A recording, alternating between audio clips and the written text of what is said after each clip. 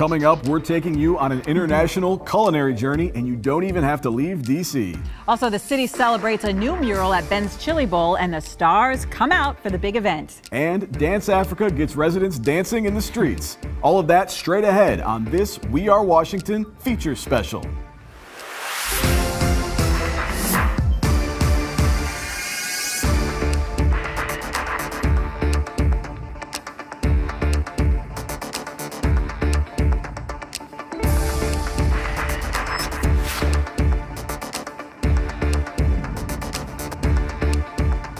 Welcome to We Are Washington. We're here at the 9th annual Embassy Chef Challenge. And Matt, you know, I love this event because it's just such a Washington event. It is, and everybody knows that Washington, D.C. has a great restaurant scene in its own right. Locally here, our restaurants are phenomenal. But what this event is special, the reason it's special is because you have places from all over the globe that are right here sharing their culture, sharing their food with us. And what's so nice is each of these chefs that are featured here are also stars in their own countries, but they're all in one place. Right. And it's also a competition. Yep. And that's what's exciting about this is that not only are you getting to experience their culture, but everybody's walking around, they have one of these slips, and they're voting on what their favorite food is. So I figured while we're out there walking around trying out all the food, maybe instead of voting for just this challenge, we should do an unofficial tally, a We Are Washington challenge. Exactly. We are going to name the unofficial winner of the We Are Washington Embassy Chef Challenge. That's right. So we have a lot to try, so we should get to it.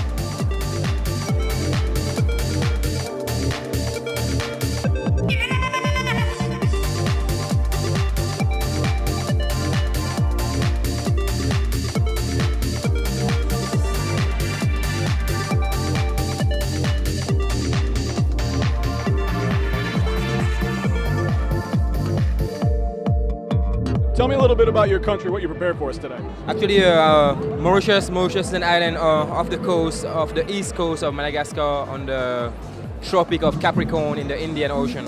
And I'm representing Mauritius as the embassy chef. Today I had a pickled mango and cabbage and papaya condiments that I was serving with crispy wonton made with lentils flour. I'm trying to influence the people a little bit with the healthy side of the food.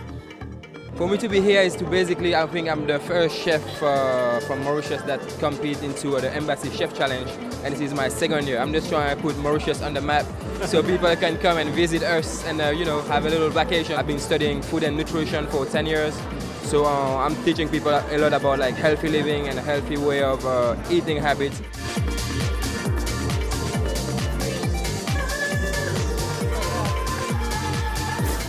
Chef, tell me about what you've prepared to experience Paraguay. Absolutely. So the Paraguayan cuisine has three main ingredients, which are corn, meat, and mandioca, or you might know it as yuca or cassava. And so what we've decided to do is we presented two very traditional plates in a miniature version for you. And so we've got chipawasu, which is this corn casserole, and it's got corn, onion, cheese, and eggs in it. And then in the shot glass here, we've got the soyo, which is a chopped beef soup with vegetables and spices. And typically the beef is chopped up in a mortar using a mortar and pestle. And then right here is the mandioca or the yuca, and that you'll find pretty much at every meal. More often than not, it replaces the bread at the meal.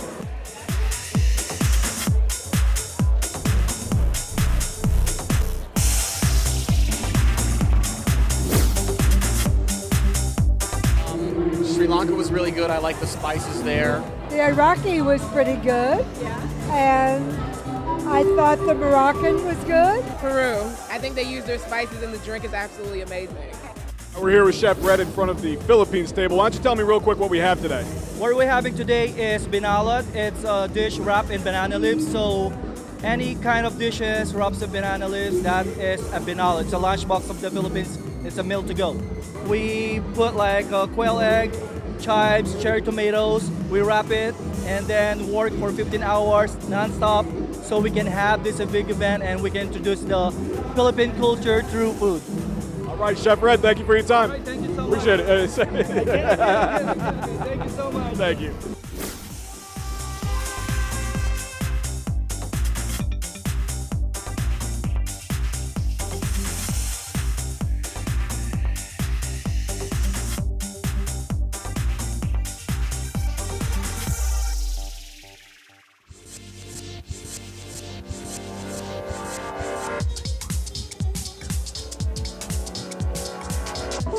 Ambassador, thank you so much for joining us. For us, for Indonesia, our culinary is not only about food.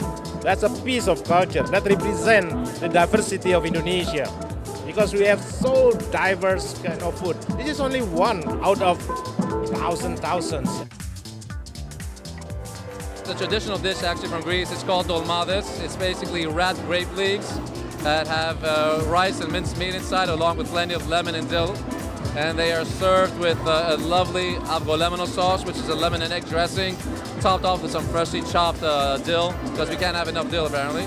That sounds good. That sounds really good. And we also have some dessert for you guys, portocalobita, which is basically orange cake made of freshly squeezed orange juice, a little bit of orange liqueur, and topped off with a sprinkling of sugar.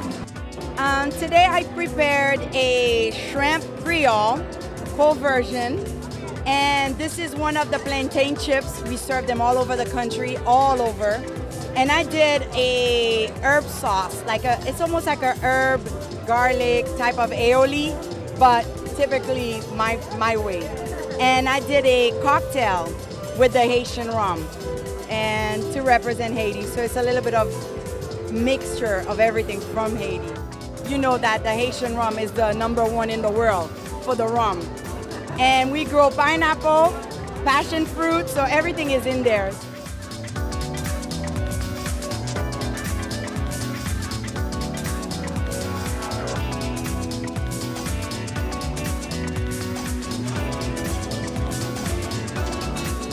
So far, I think the best thing I had was Sri Lanka. I'm actually waiting in line for Greece because I've heard really good things. The chicken was so tender, and it's hard to keep it tender, especially in this kind of stretch. And the rum punch, okay. You know, enough about diplomacy. Right. We've got to choose a winner. So, who's your top pick? Not everybody can be a winner, you're right. So I narrowed it down to 2, and it was tough. But what I based it on was, okay, #1, presentation, and then just #2, what tasted the best, right? So if I had to pick the 2 for that category, it would be #1, Greece. Greece did a nice orange cake, and I really liked that. And the other one for me was Haiti. Haiti had a great, it was a shrimp dish with some salsa, I guess, with it, and a nice mix with it. Looked beautiful, tasted great. I think at the end of it, though, if I had to pick a winner between the 2, Haiti's the winner for me. Wow, you really broke it down in kind of a kind of knowledgeable way. I like food.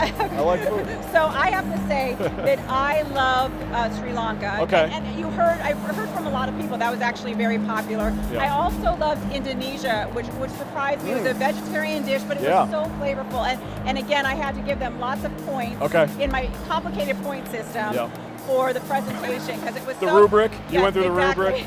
It was very intricate and very delicate, but so flavorful. But surprisingly, in my top 2 also was, drum roll, Haiti. Haiti made it. Haiti. So I think that would have to be our clear winner. The winner of our unofficial, official We Are Washington Embassy Chef Challenge is Haiti. And first annual award winner, exactly. Haiti. And unfortunately, we have nothing to give Chef Tia except our admiration. That's it. It was a great dish. Plenty still to come on We Are Washington. The new mural adorning Ben's Chilibowl brings out the stars. And later, the incredible performers of Dance Africa. Don't go away.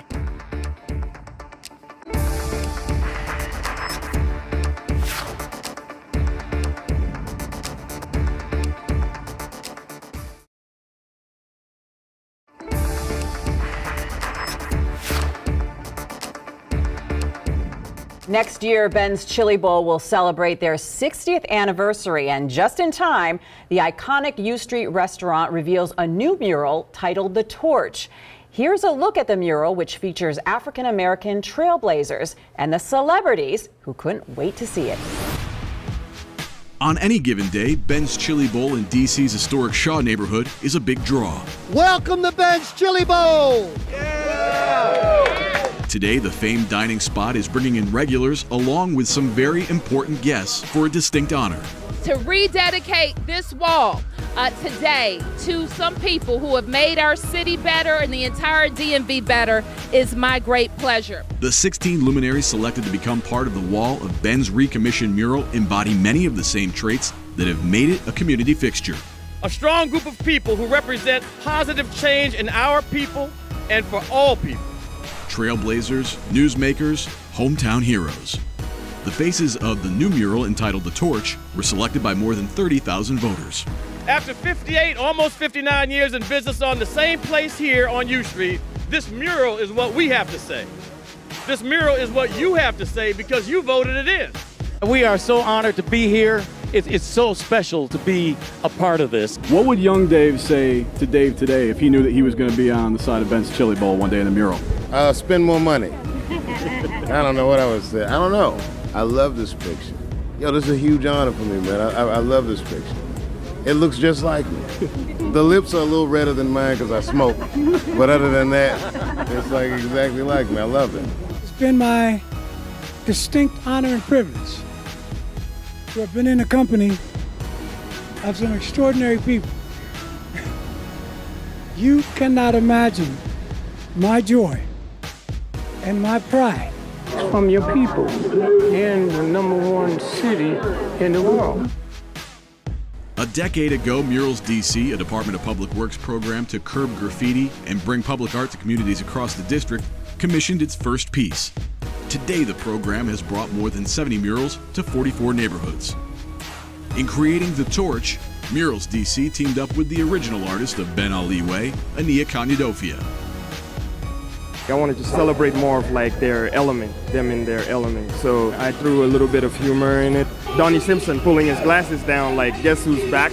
And Russ Parr popping out from behind him and going, yeah, I made the wall, me too. There are little things like that that are incorporated. It's the little things that leave a lasting impression on a mural like The Torch, a piece of public art now belonging to the community it adorns. So Ania Khan, we are very, very proud of you, and we can't wait for more people to get to see this great mural. Thank you very much.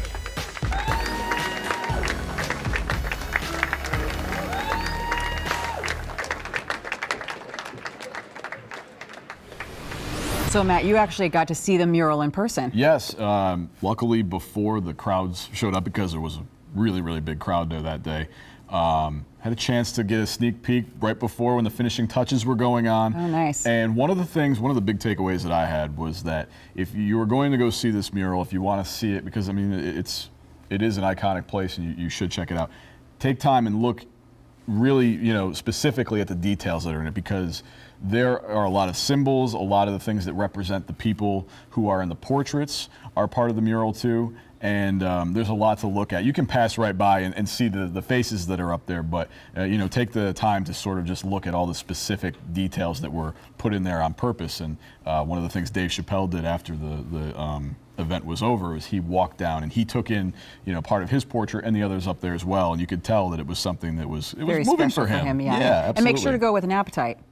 I would you go need with to be an able appetite. to stop in and get your chili dog also. A lot of people were doing that as well. Still ahead, the sights and sounds from the 30th annual Dance Africa. And after that, poise, confidence, and inner beauty, we're bringing you to this year's Princess Protocol.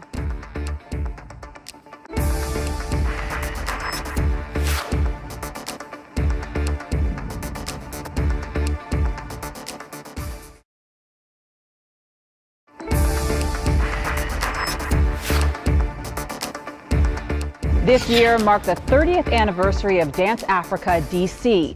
The festival at Dance Place in Northeast DC brings together some of the best drummers and dancers from around the country for a celebration of African dance that's inspired generations with its unforgettable performances.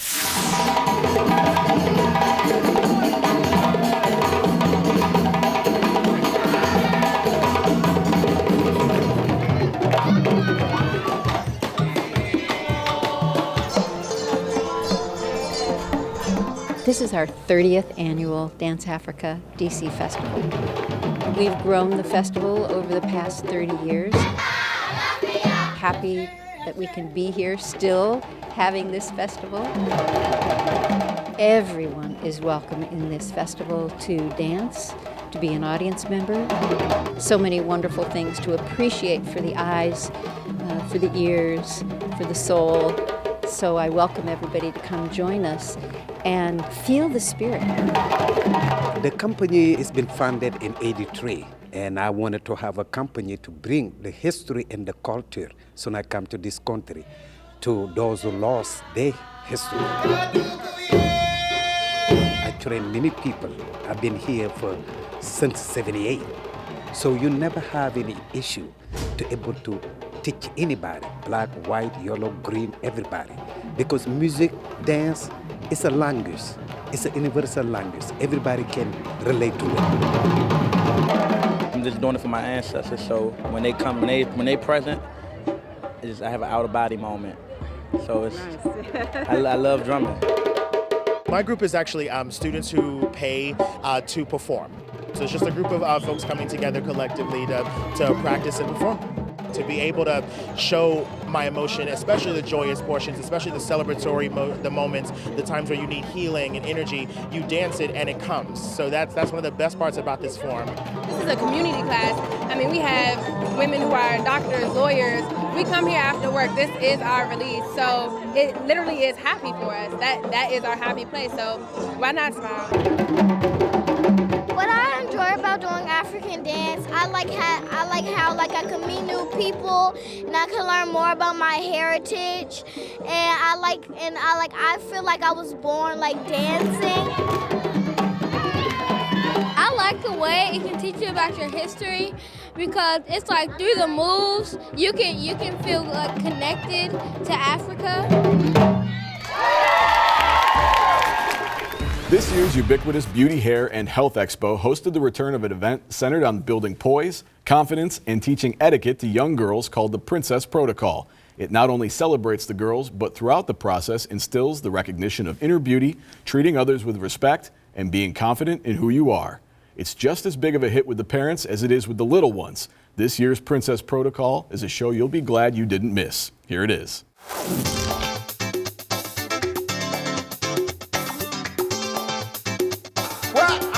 Like my mama, what? You guys excited? The Princess Protocol is like the golden nugget of ubiquitous. It celebrates amazing women, and here's a celebration of those amazing babies. So I know today you talked about etiquette. I know you talked about beauty, but it's very, very important to always realize that beauty comes within. So it's very important how you treat your friends, treat your family, and always take pride and confidence in who you are.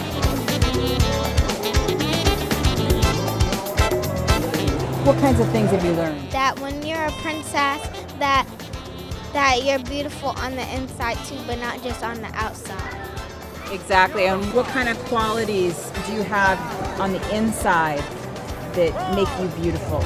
Kindness, being obedient to your parents and other adults, sharing, and being nice to others. Walk for us, thank you. Ladies and gentlemen, one of the most successful kids, superstars, lyric heard. You'll see in the movie Real Roxanne, honey. You've seen her on Wells Fargo. You've seen her on Red Lobster. You've seen her on Pantene. When you come here, they let you express what princesses are actually like. They have manners, they are nice, they're just awesome.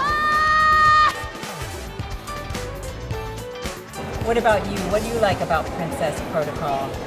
Well, it's because like all my friends are here and I love this place so much. My family is like, everybody's here with me. Yeah. What she means by that, she likes that people like this is how our family groups up. Like this is how we all become friends. This is how a friendship is made. Right now? Yeah. And you guys are really great sisters. I can tell you're really close. It takes 7 seconds to make a first impression. Ladies and gentlemen, from Chicago, from the Empire television show, this is Cookie's sister on television. I think that Princess Protocol is awesome because it makes us like express ourselves in different ways that we never like thought of before. Things that I've learned about being in Princess Protocol is that like, have confidence. Just be yourself. You don't need to be anybody else. You don't need to have all the glitz and glamour to be a princess. Yeah, well.